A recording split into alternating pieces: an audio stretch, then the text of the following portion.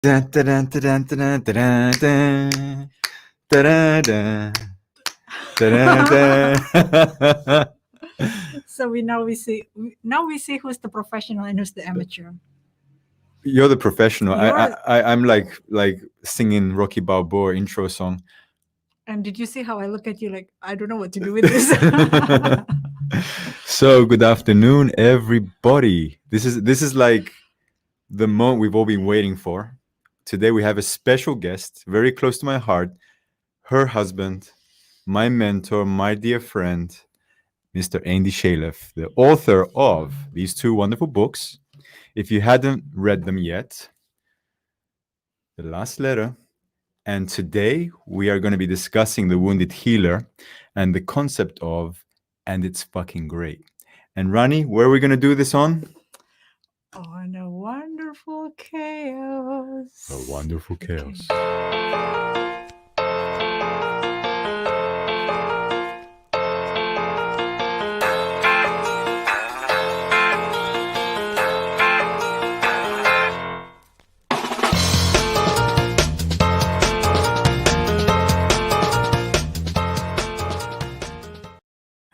So I think this is great. We get to spend time together, some quality time, and we get to interview your husband. Calling him your husband, that's like weird. But yeah. And we were kind of discussing how can we make his life a little bit more difficult on this show. Yeah, and Did you come up with anything? Hmm? Did you come up with anything? Well, there is one thing that I was thinking about because some of you may notice that Andy is quite a chatterbox. And my idea was actually to see the other side of Andy, where we can ask him questions and we give him 3 words to answer each question. He gets to use 3 words. He's a chatterbox? What makes you say that? The existence of this this broadcast, how many is this? Is the 140th that just started a few months ago. Yeah. Yeah. And what I really admire about him, he just says, I can talk about anything comfortably, just anything. And it's been really inspiring sitting next to him also, because I get to let go and surrender anything that I feel should or shouldn't be and just be. So that's been one of my my biggest lessons with him. You haven't read the book, have you? Oh, you're not going to start. You haven't read the book, Rani Putri.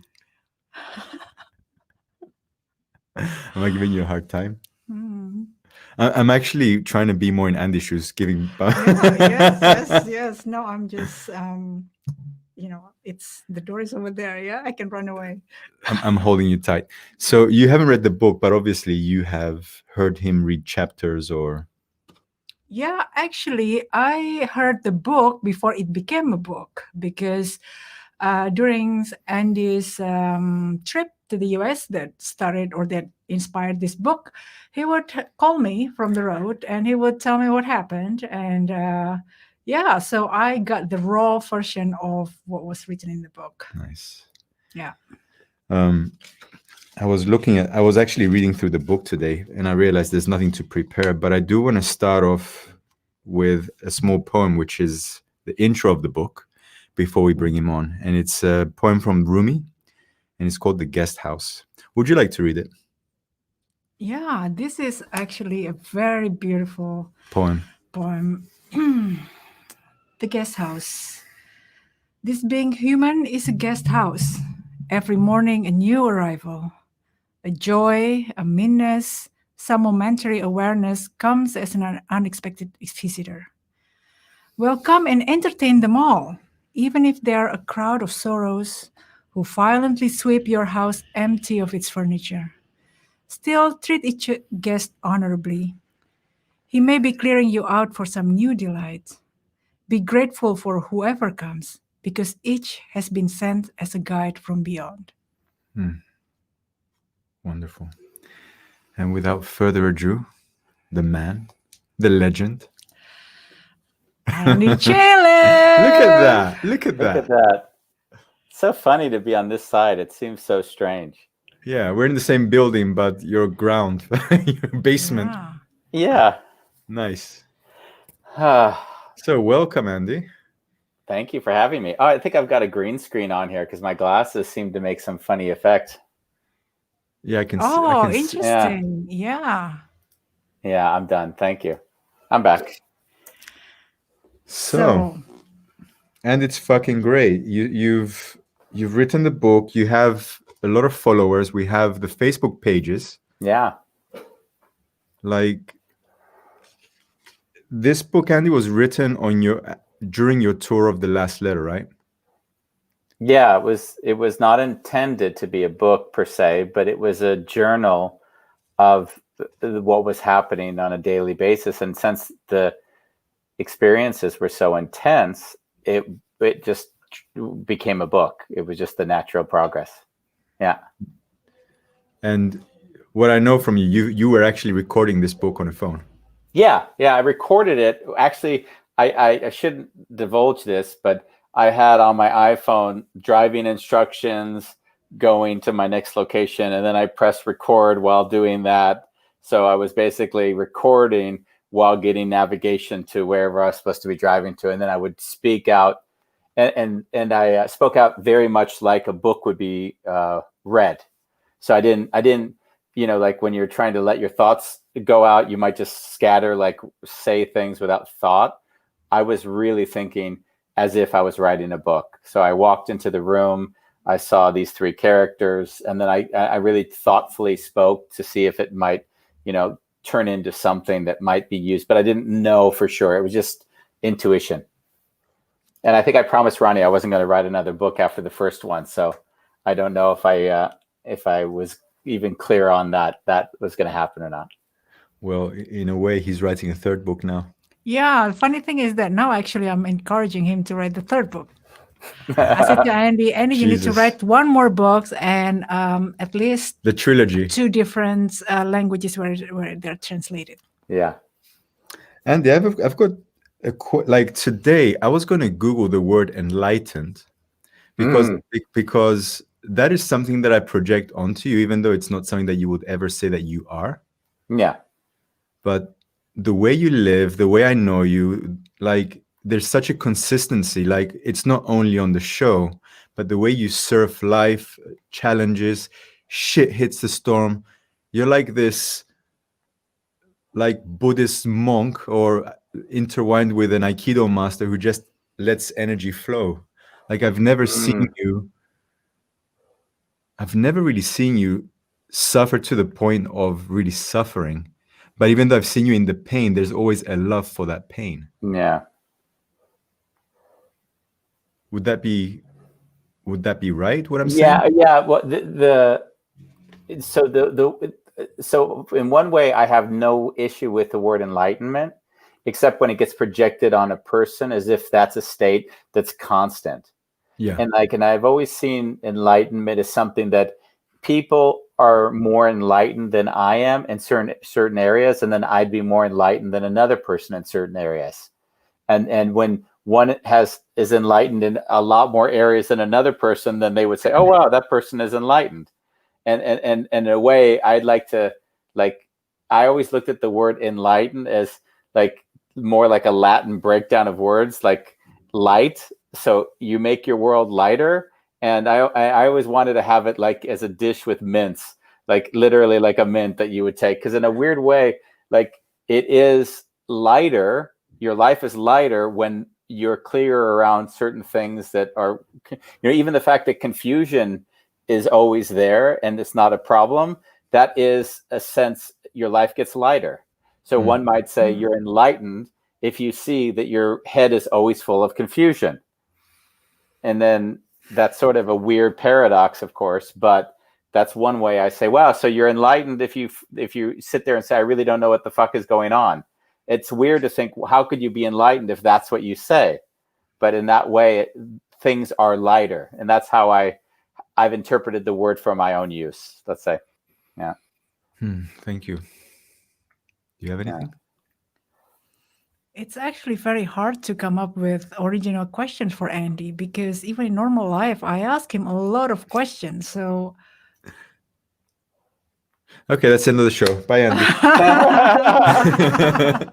Well, at least now I'm here, and the guest is not, and the guest is there too. So Well, I have to say for myself, in the past, I've read a lot of books on self-development, spirituality, and at some point I just got really sick of it, because at some point I had to start doing the work instead of just taking it in my head.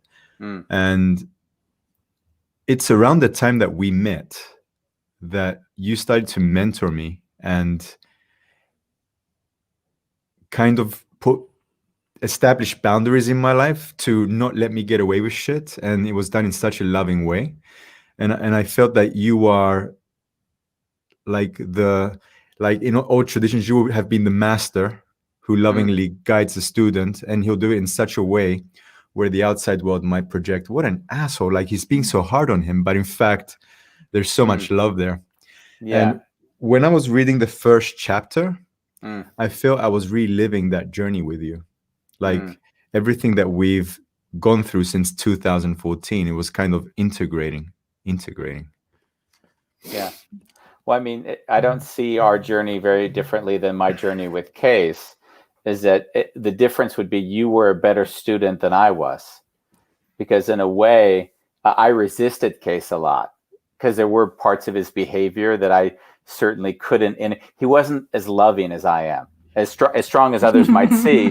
Like Case was far from just loving, and so it made it even harder for me to fully receive his gifts, as it were, because I'd always have a little resistance to that part of him that I would almost say needed to be special. Yeah. Yeah. You know. And Case, just to give context, was Andy's mentor. Yeah. Yeah. And I'm actually in a very fortunate position because Andy and Case were not, officially my mentor, but I get to spend time a lot with them, and I learn by observing their behavior. So it's not by reading books, it's not by going to workshops, but I see from the people when they say certain things, what is it really that they do? And that is the best teacher, because it guides you how to behave yourself. So yeah, I didn't read Andy's book, but I'm with him most of the time, so I get to see what it really means to be wounded. What is it? What it really means to still be there for others and help others to heal from their own wound. It's interesting because if there's in my experience, there's two people that spend, maybe the two only people, quite honestly, that at least spend time with me directly. It would be the two of you, especially during the COVID time. So I find, like, as I grow and develop my own, whatever it is, practice in the world, that I see that I'm not trying to tell people how to live. I'm just trying to model my own behavior and allow people to learn from that. And I've seen that it's interesting is that things don't tend to grow as quickly because it's almost like I don't need to convince anyone of anything. But it's interesting because if the two of you are there, it would be like, I'd be even curious to ask, what is it that you feel like you see in me that you'd want more of in yourselves? Like, what is it that I embody or do that you say, oh, I wish I had more of that? To me, that's actually the word that we said earlier about enlightenment, because I see in you how life can be light despite all its problems, confusions, disasters. It can be light, and it can be a peaceful place. I often say that the reason I'm with you, and you're my husband, and the reason I'm with you is because I get to see what happiness looks like. You are someone who is genuinely happy in a lot of situations, and that is very, it's contagious. And we're not talking about happy with a big fucking smile, yeehaw, but the kind of, you can feel it when you're like a magnet. And when people have seen you even in the gym, they still ask about you. Like, I've always been drawn to that guy, but I can never put my finger on it. So yeah. For me, Andy, it's just your ability to see the two paradoxes and not take them seriously, And there's moments where I have to do a 1, 2, 3 step in myself. Not that you've taught me that, but because I'm around you all the time, that I'm like, oh, both exist. Yeah.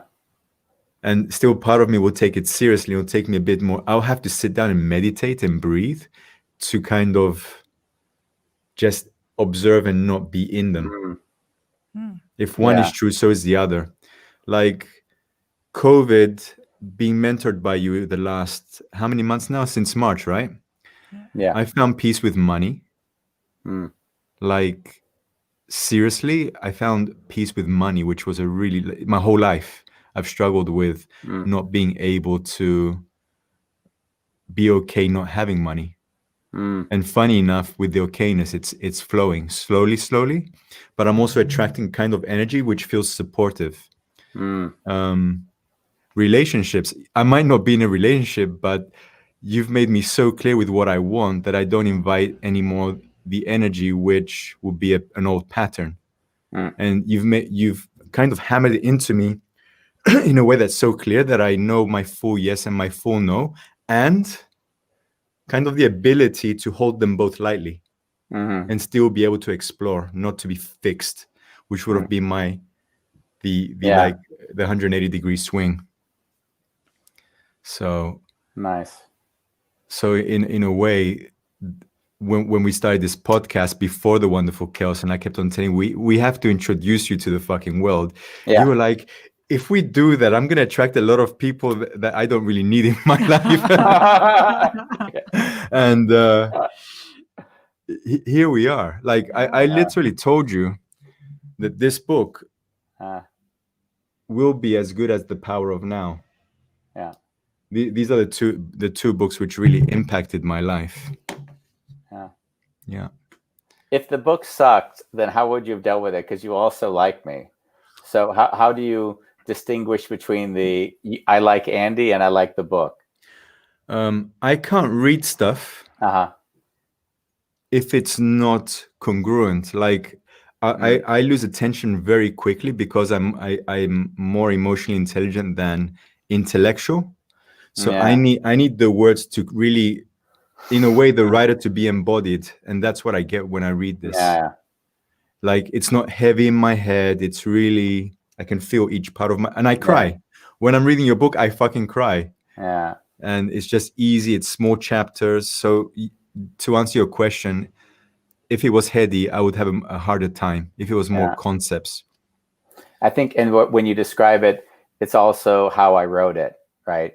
So I write so that one can have an experience, and then that experience allows them to think for themselves, as opposed to this is what you should do and how you should do it. I just that has a place. It's just not the place I'm at the moment in my own life. Yeah, there was a comment from Bulalang also about what I said earlier, that I got the raw version of the book, and I can tell you that it was very, I don't know, I wouldn't call it intense, but the feeling that was there at that time, because you could hear it in Andy's voice about the pain, about the gratitude, about the release. It's there. And even the funny part, there is this story about when he acknowledged to be an author somewhere in the mountain. I don't know if that made it into the book actually, but that is the kind of the lightness of the whole thing. We still deal with human preconditions about our struggle and our challenges, but there is always part of it that is just funny and it's just absurd, and we can laugh about it. And I think it's very very nice. I mean, Andy and I usually, we tease each other a lot, actually. So even now talking to him, it's very hard for me not to tease him, actually, to come up with a real question instead of just, so. Yeah. As you talk, it dawns on me that when I write, I like to embody, like, and I think I just saw a message come in from Elizabeth Luntz, who's on the show tomorrow. No, she's the one before that. Annie, stop being controlling. She wrote, "You are the book," and it was interesting because when I just read that comment, it hit me that I can really identify with that because the book is an image of me. When I write or when I share in it, I allowed myself to feel the strength and the comfort and the weakness equally, and I realized that when I was writing, there's the inclination to maybe only share one of those things because it makes you more likable. It makes a group think you're either really smart or that you're someone I want to buy services from. And I think that the joy that I had was almost dehumanizing myself in the books is like, this is really the honest, these are the fuck ups. This is me pissing myself on the street, driving up the hill, like the honest experiences. There's something beautiful about sharing them without any shame or guilt or anything like that. And that's what I really, I enjoyed in my writing. Yeah. Yeah, that chapter with the pissing, I Yeah. laughed. It was so beautiful. Like that was such an amazing example of, and it's fucking great. Yeah. Yeah, I think in a way that before I set off on the journey, I really made a vow to myself that I will accept and love anything that happens. Like I didn't do it outwardly, but I knew that the only way I would survive alone, 3 months driving, doing 60 sessions was this. I just accepted whatever showed up as it was. And I think in a way, that level of acceptance, I don't know if I ever had that level of acceptance because I would have always worked for an outcome. I would have desired that things would end up really nicely. Or if someone showed up and wasn't happy with the session, I would spend time with them and try to make it so that they felt better. But it was like a weird, like, wow, if they didn't like it, then that was what it was meant to be. And in a way, I think that acceptance made that people felt that much more comfortable. And then it created its own movement around it. Yeah. I think that's something new that I heard, and quite beautiful, really, what you said, Andy, about even before it happened, you made a vow that you will love whatever comes out. Yeah. I think that's very, that reminds me of a mother giving birth to a child. However this child is going to be, I'm going to love it. Yeah. I think I had to do that because when I got out of the shower and told you I was going to do the trip, like before it was even planned out, I don't know if you remember that moment. I just said, babe, I'm going to do 3 months. And, I started naming what my vision was. You took it totally seriously at the moment it came out. It wasn't like you never said that's a dumb idea or you're not going to, this won't work. You just said, I think you just probably waited for me to get over it or something. Like this is just going to be one of his things that doesn't transpire, I guess. But I at that moment, I also realized since I'm surrendering to knowing I'm going to start in Portland and end in Miami, what happens in between, I don't actually control. I just know that I intend to be in Miami on that date.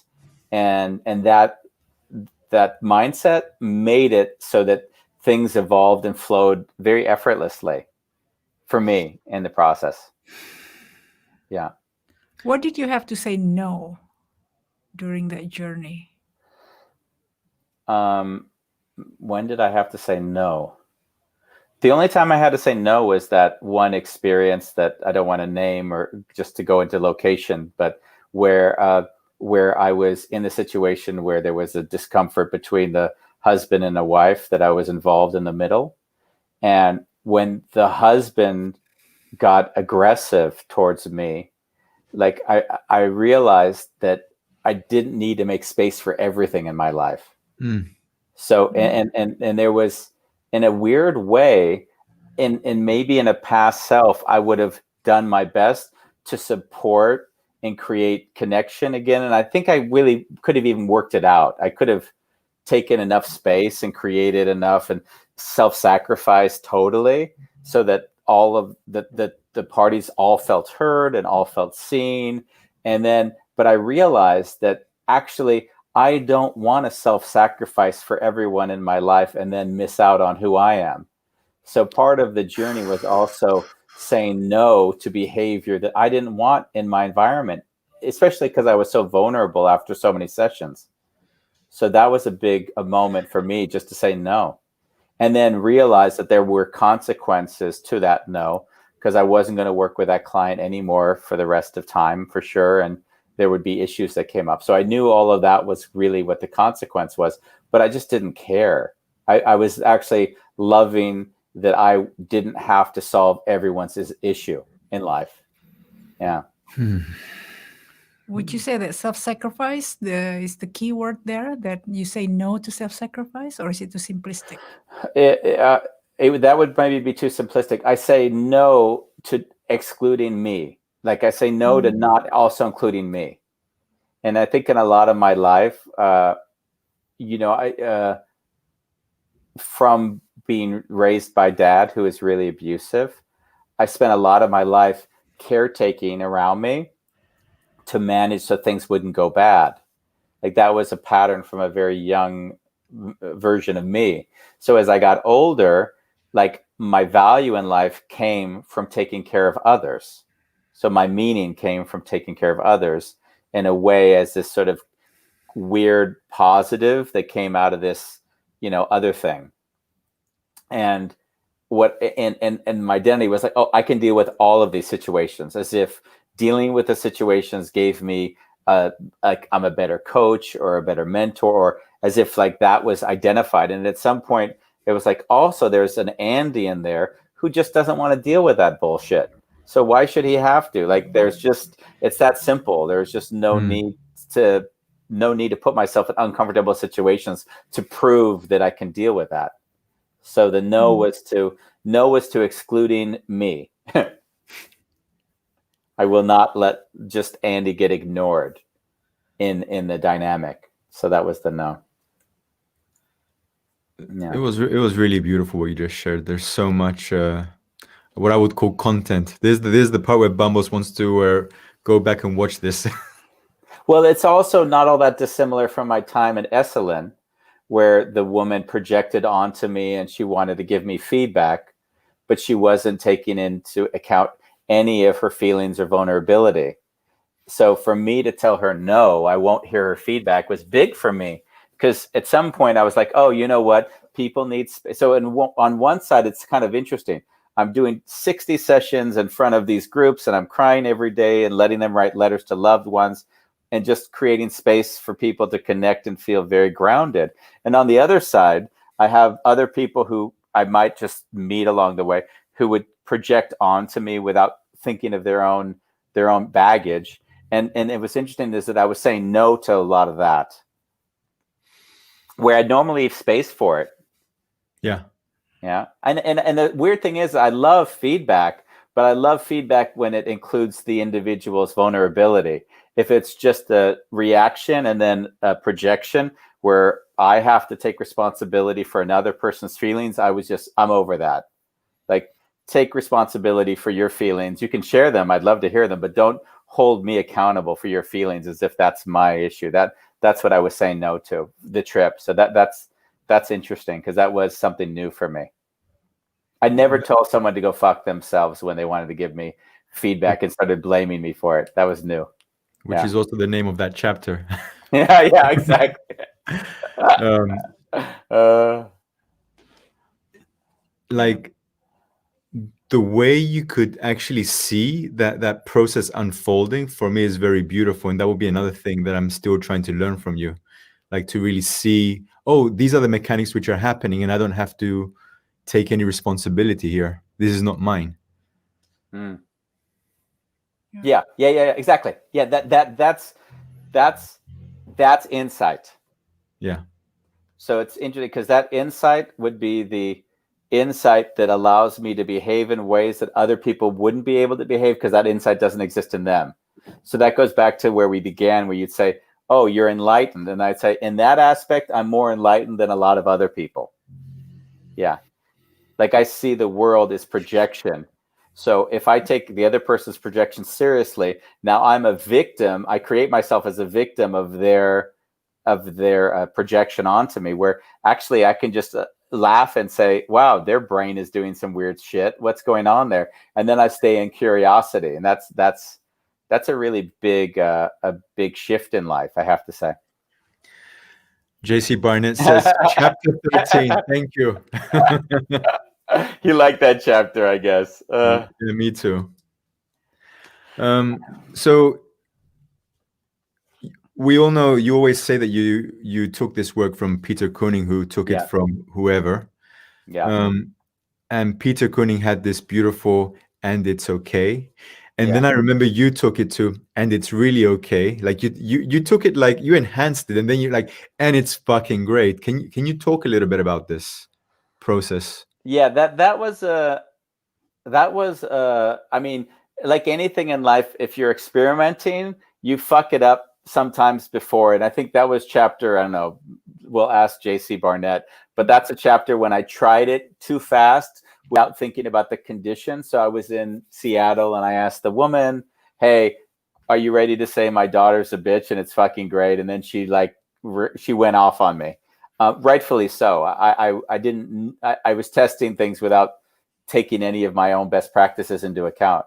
But the thing was what I started to see was that there's this term. I will bring a man on the show at some point who does it. But the brain, it's like, don't think of pink, don't think of pink, don't think of the pink elephant, that whole thing. If I tell you, don't think that you're unhappy, don't think that you're unhappy, don't think you're unhappy, right? The thing is that I'm unhappy sticks in your brain. I'm trying not to be unhappy.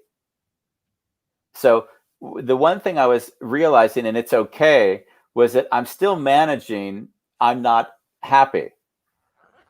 So the trick that I realized was that, oh, I can fuck with my own brain. Like if I go from I'm unhappy and it's okay to I'm unhappy and it's fucking great. It sounds like, from an outside listener, like this might be crazy, but if you feel in your body repeating it, you'll start to feel like, wow, it is fucking great. It'll start to settle in a way where you don't resist the thought, you don't manage it. And then there's almost maybe tears, maybe a smile, but that thought doesn't define the person anymore. It doesn't control them because I'm resisting the negative. Because think about the negative. The negative has force. Now I'm resisting it. I don't want that thought in my head. And so the way that I see it is, like you called it the Taekwondo or whatever, the Aikido, is that I'm not going to resist. I'm going to take it and pull it so it shoves its way through, and now it has no resistance anymore. And that's what I felt with the "and it's fucking great." And I also know there is a little bit of a graduation, because it's hard to go from my mom was killed by a drunk driver and it's okay, right? Because even that is like, oh, wow, you can feel your heart reaching out to the person. And then you say, wow, my mom was killed by a drunk driver and it's fucking great, right? Like, to an outside party that hears that, they'll say, God, this guy is horrible. He's totally out of sync. But if you can feel into it and sort of sense where that finds a place, and there's a little bit of laughter and a humor, it's like, wow, that thought doesn't define me in any way anymore. Yeah, and it might come up. It's interesting, Andy, because as you probably know, I'm more rationally minded. So if things make sense to me, it makes sense. If it doesn't, it doesn't. So talking about feelings for me usually doesn't really go anywhere. But the way you explain it is actually, it makes sense, going from the if you go from this range of negative, 0 and positive, using the I'm unhappy and it's okay, it's just getting you to the neutral space. And actually, by forcing it to jump that step entirely, actually force you to see it differently. You are forced to see the world sideways. Yeah. You actually don't take that path, because then you assume that path from I'm sick, I'm going to get better, and I'm going to be happy. No, actually, you are happy.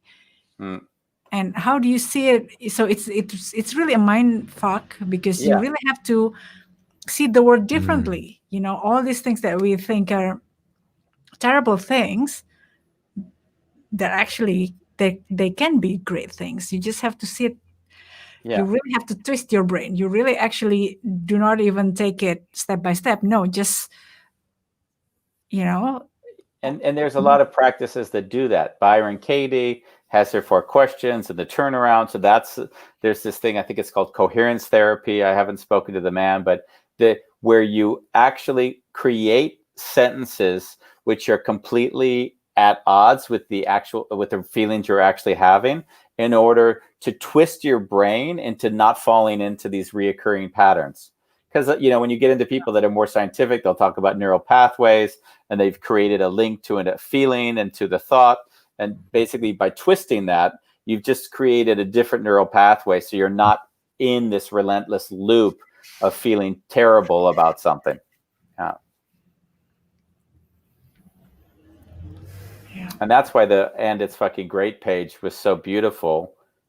Yeah. Bolalong, who's with us. I mean, Bolalong has been a really great champion, because even having that group, that only existed because on one of the shows, Bolalong said it. He said, we need to have a hashtag for this. And I thought, you want to put the word fucking in a hashtag? Like, where's that going to go? Like, as if, and there was a beauty in surrendering to that and just letting that be whatever it was meant to be. Yeah. Yeah. And the group itself, right? People go in, and I see that you've just let it be, like it's just evolving by itself. Yeah. And I know that you have the red card if someone tries to start coaching other people. I know there's a red card just to have that level of safety for people that are being vulnerable. Yeah. But for the rest, I just see that you just let it evolve. Yeah, there's sometimes I'd be like, oh, that's on the edge. But I mean, in life, I think if you want to control things, then they get managed to non-existence. Like, in some ways, you let it go, it grows, it'll have its hiccups, and part of that surrender is part of life. It's not easy always, but it is part of life. I mean, when we do our And It's Fucking Great workshops that I've been doing, Yeah. I haven't really felt at home in those workshops, because it's an hour and a half. I'm on this stupid Zoom call. I don't get to have the intimacy of seeing the people, feeling them, getting a sense of where they are during the talk. So in some ways, I feel like I'm flying blind. And then I just give out some random experience. I don't know how they're going to feel, or, it could screw up their lives for all I know. And I'm not there to support it. So there's a lot of helplessness in that process. And yet I have just said, let's allow it to be, and we'll let it evolve and see what it becomes. Yeah.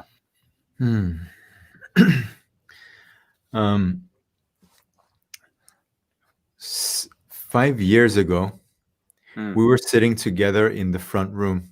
Yeah. And I was a little bit worried about you, because it felt like your life was so complete. And you were telling me, like, you were like, I'm just existing. Like, it almost felt like in that, even 5 years ago, that you were almost like being okay with dying. And I know that's a thing that you always say, I'm getting ready to die. And in a way, I don't remember the words you used, but you said something like, when you're at this point in your life, you're trying to figure out how you can give or be of service or create something. And it's only a year later, when you got married and you wrote the first book, that I saw that moment kind of propelling you into where we are today. Yeah. So, and I saw that moment a little bit as the shower moment, by the way. Yeah.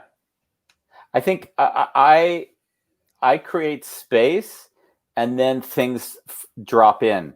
Yeah. And I think that's one of the hardest things for people to do, is that they think they have to be doing something. And I sort of, in my better moments, I let things unfold. And if it doesn't feel like it's time, then I don't usually push it.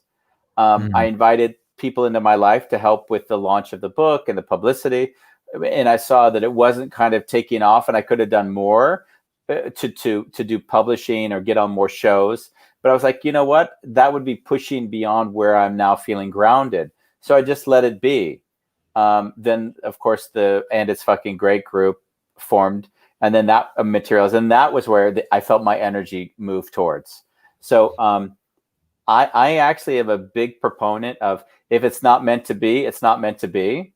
And then when it's meant to be, take it totally seriously and dedicate all your energy to it. Mm. And that was a little bit of the balance I felt in my life. Yeah. Yeah. Well, back to the living room moment.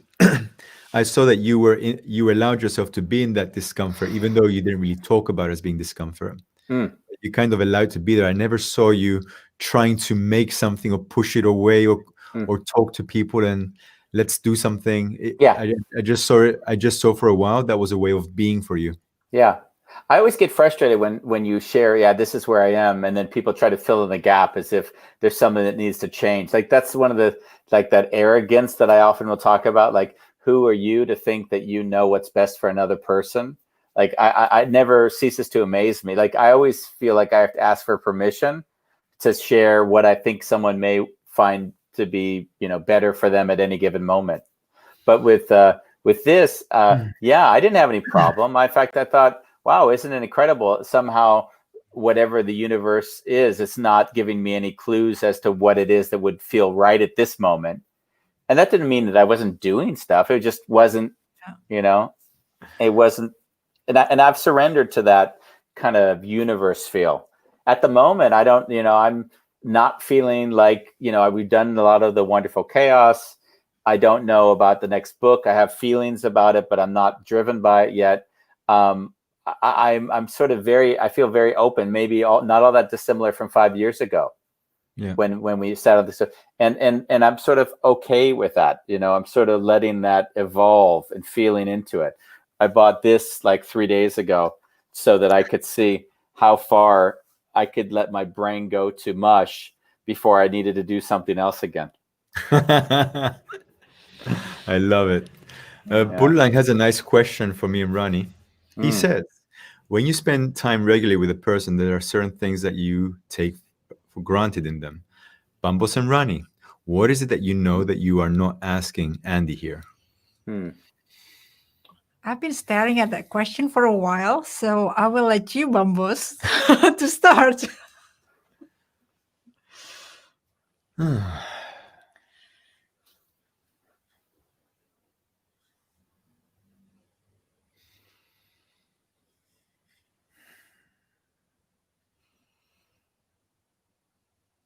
What is it that we know, but we don't ask Andy?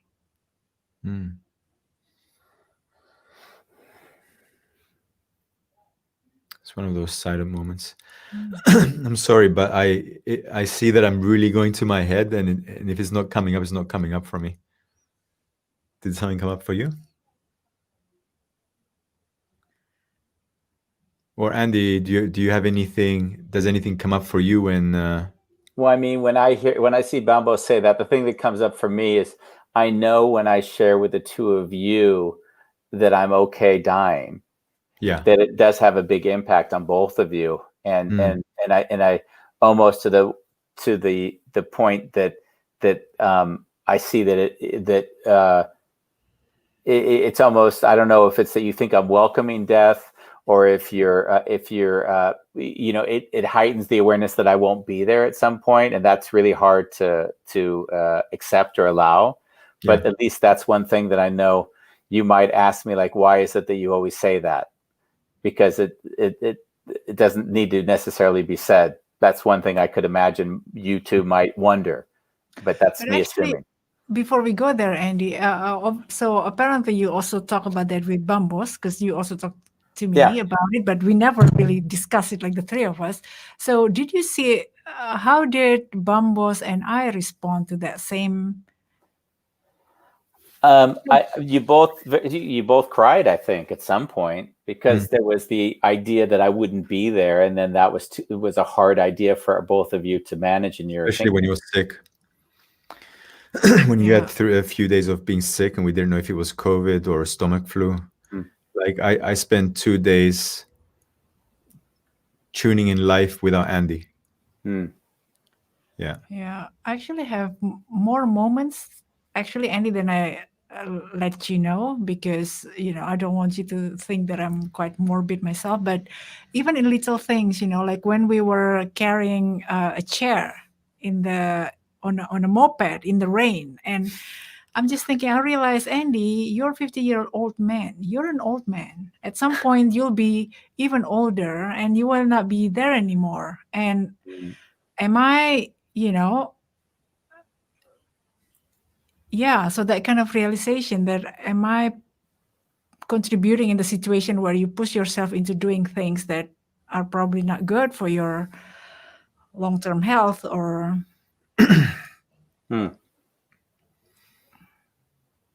so not taking for granted at all that you'll be there forever. And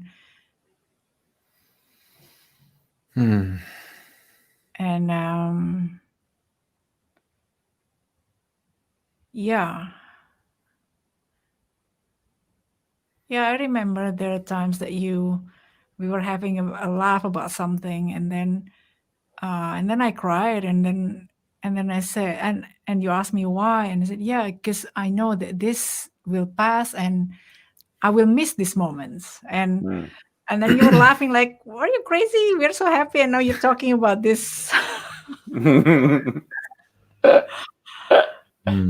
Yeah, because as you get older, I don't know about you, Bambos, but for me, it feels as you get older, you'll lose people. Yeah, definitely. And there is nothing you can do about it. Oh, by Andy also being at peace with his death also invites me to letting go of things which are also in my life, and I might have attachments or ideas about them. Myself and Andy will spend quite a lot of time maybe driving in a car, having not eaten, moving furniture, and then we're really hungry and we're eating at a fucking Subway. For me, it was the first time eating a Subway. Was disgusting. Subway, disgusting. And as I'm living these moments with him, I'm having a helicopter view, and there's an awareness of cherish every fucking moment you spend with this man. Yeah. That's all I can do. Yeah. So when we're carrying furniture together or driving together, I'm also like deeply in gratitude. It can be the most mundane shit, talking about absolute bullshit, and it's complete gratitude. And yet our conversations are pretty profound for me anyway. And yeah, you have been a model of family for me in a lot of ways, right? You often joke that you have been a father figure for me. So yeah, I allow myself to feel the pain of losing you and celebrating you. Yeah. And I'm sure at your funeral we will celebrate you, because I don't think you want us to cry. In fact, we should have a logo of this on everyone's T-shirt. I didn't make Andy promise not to die before me, though. You made him promise. As far as I could, because.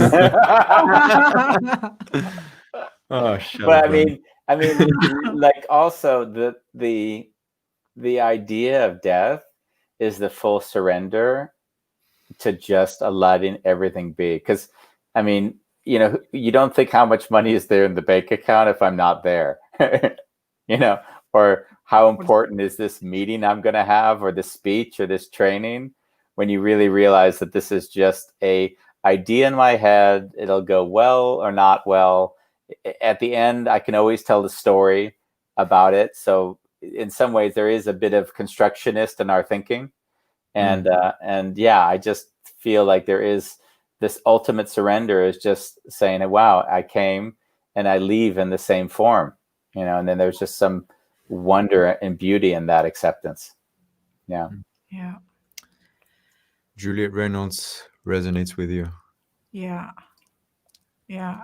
And our friend Burlang says, before I got 50, I thought being 50 is being old. That's until I got old. I love you, Burlang. Yeah. It's so funny that we haven't met Burlang in person. Like it's like weird shit. Like in this lifetime, we have to meet Burlang. Yeah. Yeah, we will. Sure. We will. That's something that's we can. And Burlang, you're getting a portrait from me. That picture is unacceptable. Yeah, we need a portrait for Burlang. Just for the record, I need to make a mea culpa. Is that the pictures that were taken of Ronnie for Halloween were taken by Bambos and not by Andy? There was, since I posted them on my Facebook wall, I heard that people were as impressed of Ronnie's pictures as they were by my ability to take such a good picture. And I Yes. had to correct that wasn't the case. So I'll go in and give the right credit. But yes, it was not me who shot those photos yesterday. FYI. Thank you. Yeah. Andy's stealing my business. Yeah, with exactly. with his iPhone Well, 11, yeah. he's just making so many pictures. It's crazy. Yeah, and you should put the credits, right? I will. I didn't think about what it. Thomas did. My Yeah, mistake. it's a professional. I know it was not my intention, but like we know, your intentions do not change the outcome of your actions. That was something Case said 100 times over. Your intentions do not change the outcome of your actions. Your intentions do not change the outcome of your actions. Because like someone would say, hey, it wasn't my intention to hurt that person. And then Case would say, who cares what your intention was? That was the consequence. So are you going to do something about it, or are you going to ignore it?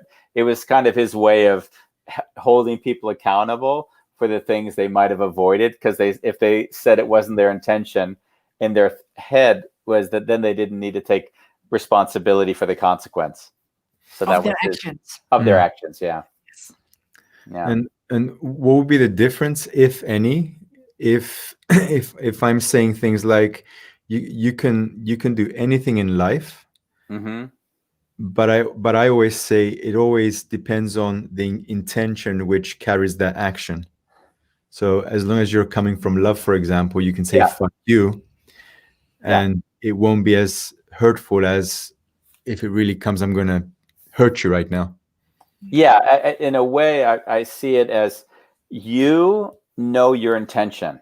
So like if someone says to me, Andy, you did that with some evil intent, I know when I have evil intent and when I don't. I know that. So if they say the accusation is made without the thought, then I'm like, that wasn't true. Like I already know it, but I don't have a problem. I'm not going to defend it. But what I also know is that in acting and behaving certain ways, there will be a response. And then if it was not all that dissimilar from a talk we had 2 or 3 days ago, where I said, do I need to behave a certain way because I feel this is Andy?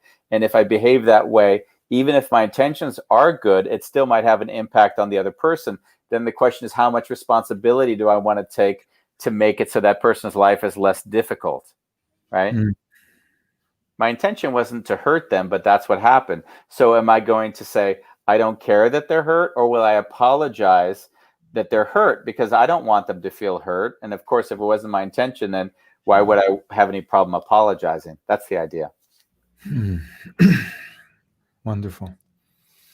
Is that too complicated as I explained it, or is that? No, but I will have to rewatch this, and I think Bulelang, if you rewatch it, take the quotes out of it and start posting. Like for me, it would make my life easier if you just take this book, Andy, and take all the quotes and just write a mini think version. Bolalang did a lot of that already for us. He posted several quotes on his wall a few weeks back that I loved.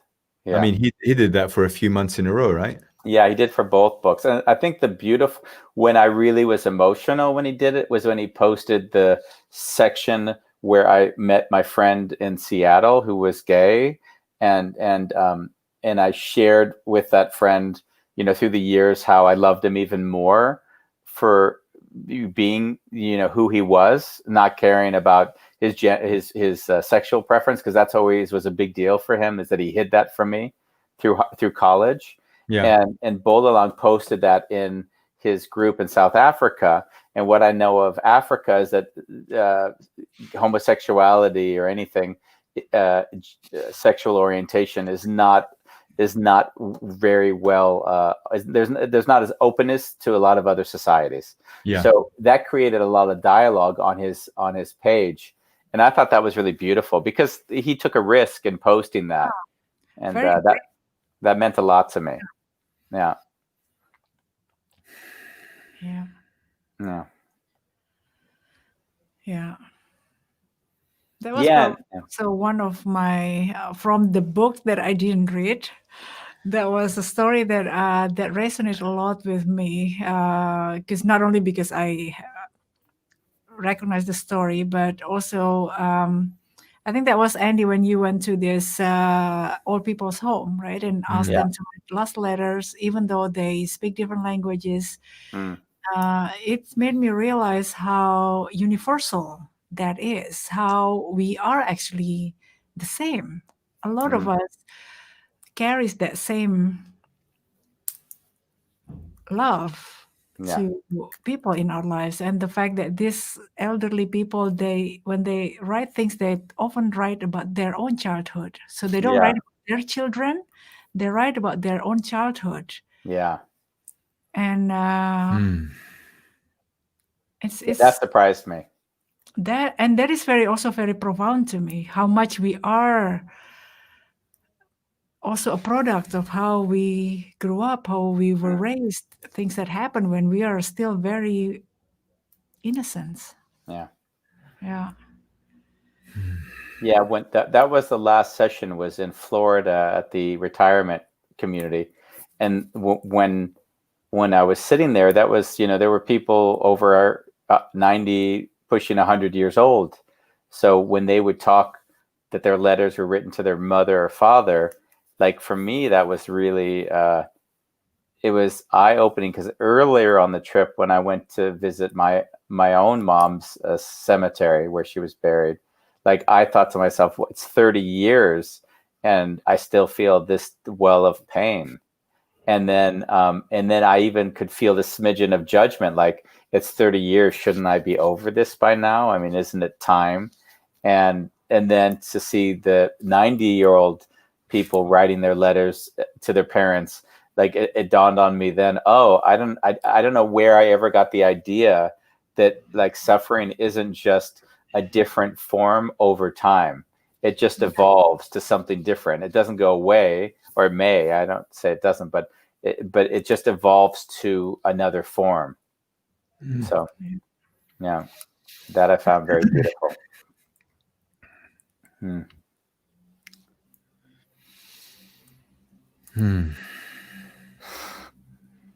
And I mean, the biggest thing, by the way, for the book was and I think it's probably all it dovetails into the whole A Wonderful Chaos, is that being there as a listener without needing to heal, support, fix anything is enough.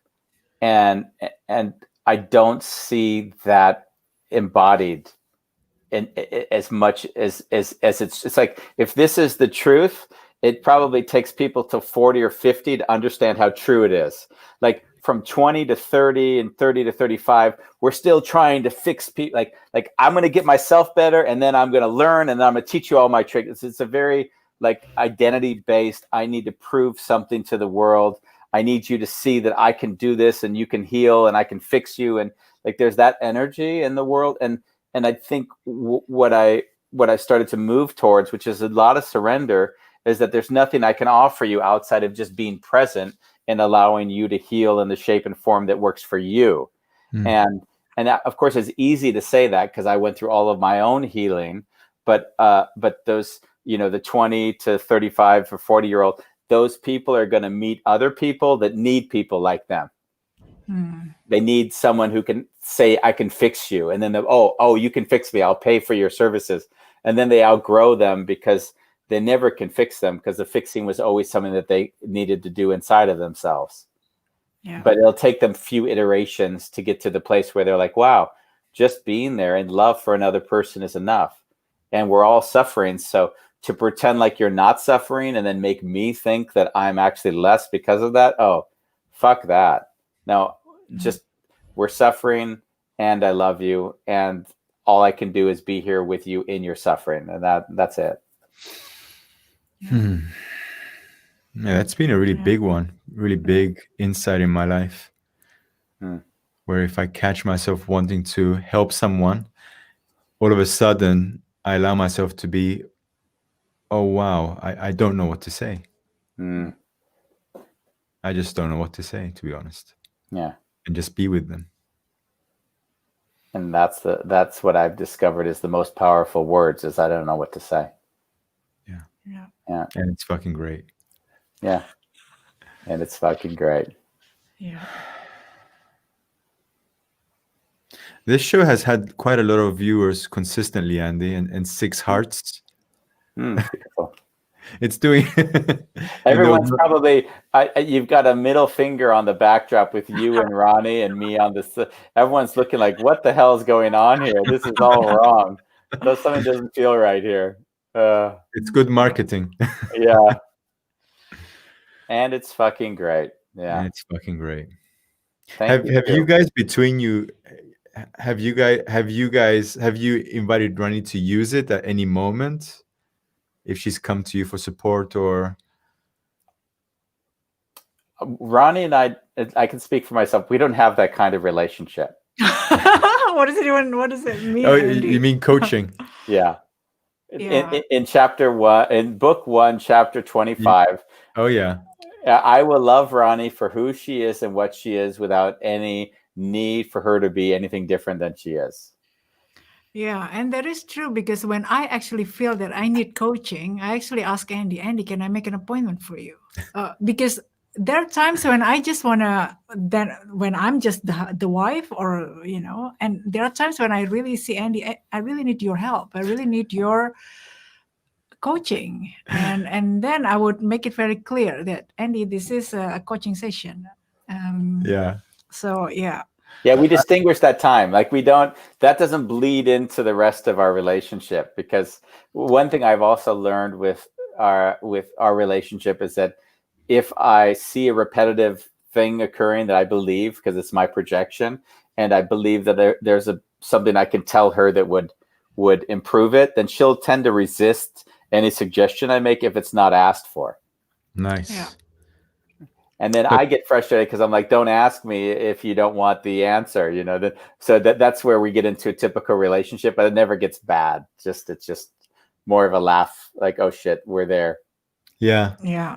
I mean, I've never heard you guys argue. You tried to play a practical joke on me once when I came in the building, and I heard you screaming downstairs, and I was like, "This is bullshit." Yeah, I love how you ran downstairs like already knowing that it couldn't be. I was kind of hoping you were going to creep out the front door and then I could call you and laugh at you, but that didn't work. No. Yeah, I should have played along, like crying. Yeah, exactly. Instead of just like rolling my eyes, like, Yeah. really? I think where I get a giggle out of you two is when I come downstairs and you're in your room, Andy, behind your laptop, behind your Mac, and In my talking to the underwear. client and doing your coaching sessions. Ronnie's sitting on the kitchen table, and there's this voice, and even if I don't hear the words, it's like very like like so clear. And I'm thinking, oh, Andy's really like talking from his balls. Yeah. That's all I can feel when I'm downstairs. It's like, oh, he's coaching. She's like, yeah. Yeah. I'm like, so you're learning all day. She's like, I'm going to close the door. Yeah. Yeah, it's very hard not to listen to Andy. So. Yeah, I remember. Yeah, you do enjoy listening. Ronnie likes to listen. Yeah. I remember when we first met, and maybe you don't know this, Andy. So this was beginning of 2015. So we met end of 2014, and I was doing things in the building, and I heard you coaching, and it was those times where you were like, oh. So I came and sat on the stairs, and I was cleaning the stairs, but I was actually there intentionally to kind of soak in what you were, because I remember it was so beautiful what you were sharing. I just don't remember it anymore. But in those times, every time I had the conversation with Andy, I have my phone on the table recording it. Yeah. And then we turned it into a show. We said, why are you recording it? Let's just put it on the we'll put a wonderful chaos online, and then we basically share our days with everybody. Nice. I have a show for us. What's that? Mindset. Oh, interesting. I like that. Oh, you can even play with the word mindset. Are your mindsets? And I'm sure we'll both have a different twist to it. So Mm. I think so as well. Because you, I see that I have a different version of that in my head. I think than you do, but we'll see. Yeah. yeah. We've gone over an hour, and Bulalang says there are people who say homosexuality is un-African, a new word they coined. Yeah. God forbid. I could tell that when Bolalang posted it. It was like on the edge of what was acceptable in his news feed. You know, people will accept a lot from Bolalang, but for him to come out and say, "Hey, love them even more for being gay," that was not well embraced by the group. You know. Yeah. That's really a cliffhanger. Towards the end of this show, we put that kind of statement that can create even bigger talk. So yeah. Oh, Nice. that could be also a talk show, right? What would that be? Homosexuality is un-African. Yeah. Oh. Jesus. You know that would be hard for me to hold a show like that because emotionally I have to feel a lot of, I want to have some level of compassion for the people that can't make peace with that, but it's I have to go very deep in myself, and it's not easy for me to hold that space. Yeah.